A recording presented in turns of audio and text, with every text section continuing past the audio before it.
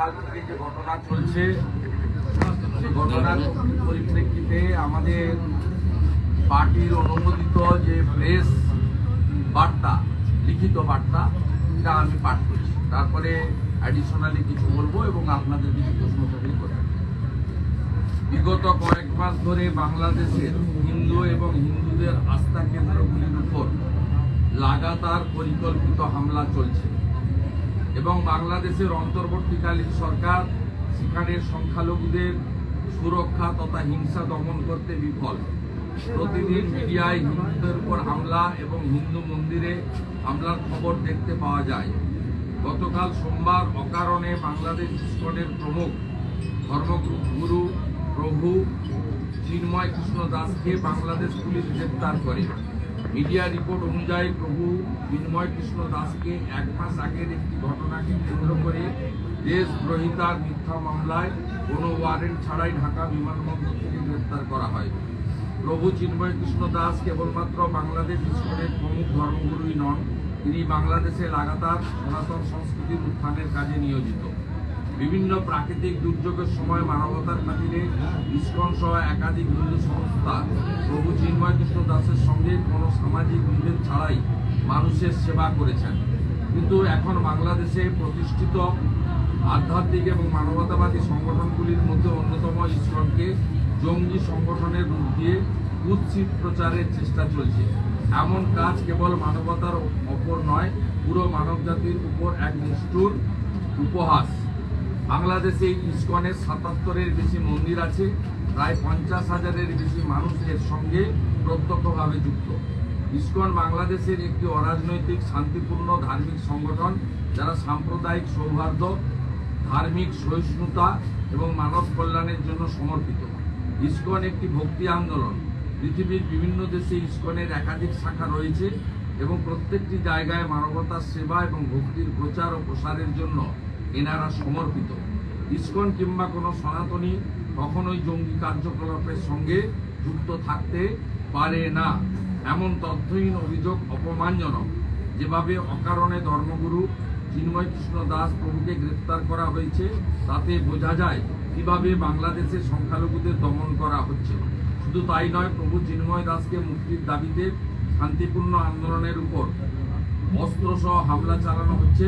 বাংলাদেশের সরকারের উচিত এমন কট্টরপন্থী সংগঠনগুলির হাত থেকে ইসকনের মতো মানবতাবাদী সংগঠনকে রক্ষা করা, কিন্তু নিজেদের আভ্যন্তরীণ কারণে তারা এমন করছে না।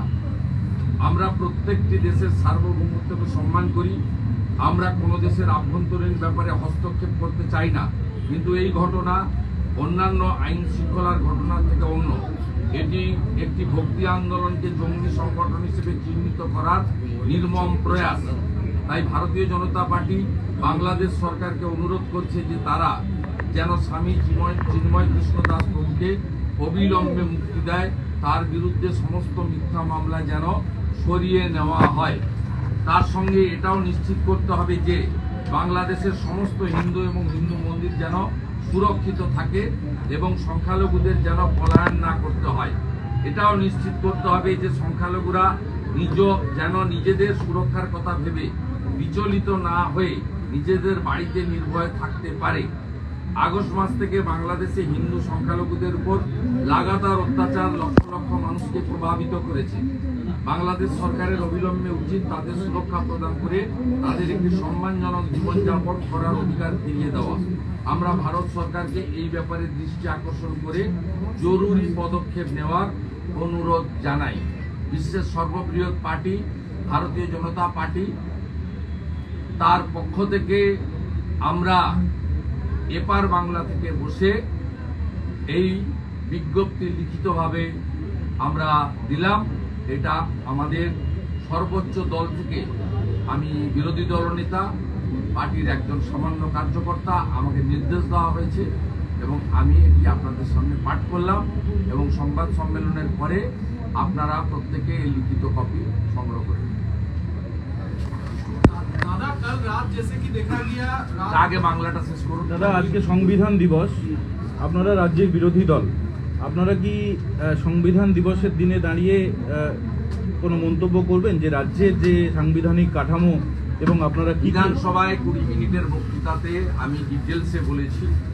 সবচেয়ে লজ্জাজনক আজকে হয়েছে বিধানসভায় অধ্যক্ষ সাংবিধানিক বডিগুলোকে চ্যালেঞ্জ করে প্রস্তাব এনেছেন। তিনি কেন্দ্রীয় এজেন্সিকে চ্যালেঞ্জ করেছেন, যে এজেন্সিগুলোর মধ্যে সেন্ট্রাল ব্যুরো অফ ইনভেস্টিগেশন পড়ে, এনফোর্সমেন্ট ডাইরেক্টরেট পড়ে, এনআইএ পড়ে, ইনকাম ট্যাক্স পড়ে, ইত্যাদি পড়ে, সেবি পড়ে, এবং এইগুলো প্রত্যেক পার্লামেন্টে সংবিধান দ্বারা অনুমোদিত সংগঠন।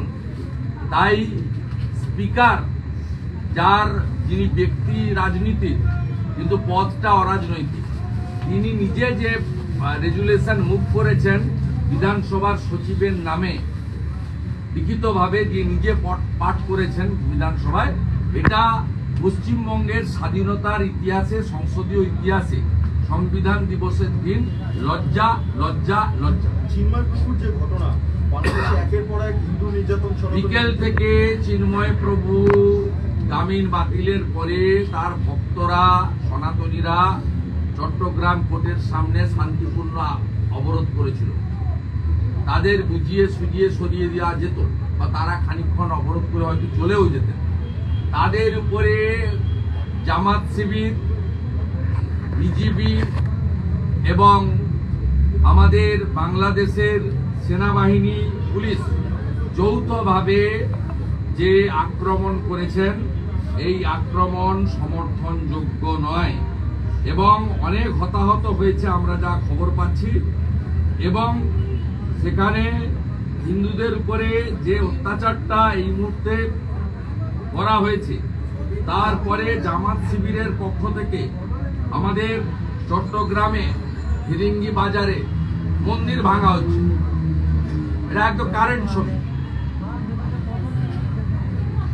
দেখুন, সেকুলার পার্টি পশ্চিমবঙ্গে যারা আছেন, তথাকথিত তৃণমূল কংগ্রেস মুখ বন্ধ, সিপিএম এর মুখ বন্ধ, কংগ্রেসের মুখ বন্ধ।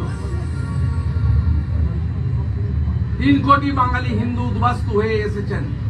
এরাই একটা সময় কংগ্রেসকে জিতিয়েছেন, এরাই একটা সময় সিপিএম কে এনেছেন, এরাই 11 সালে দল বেঁধে তৃণমূল কংগ্রেসকে সমর্থন করেছেন। তথাকথিত সেকুলার 3টে পার্টির ভূমিকা দেখুন, যে অবস্থা দেখুন। এই মুহূর্তের ছবি আমি আপনাদের দেখালাম।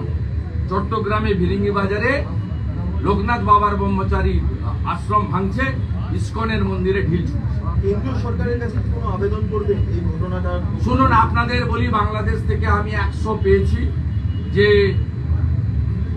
আপনার প্যালেস্টাইন, ইসরায়েল সব রকম মিলিয়ে আমাকে অনেকে বলেছেন, অনেক বেদনার কথা বলছেন, যে আপনারা ভারতবর্ষে আছেন, আমরা সধর্মী, আমাদের জন্য আপনারা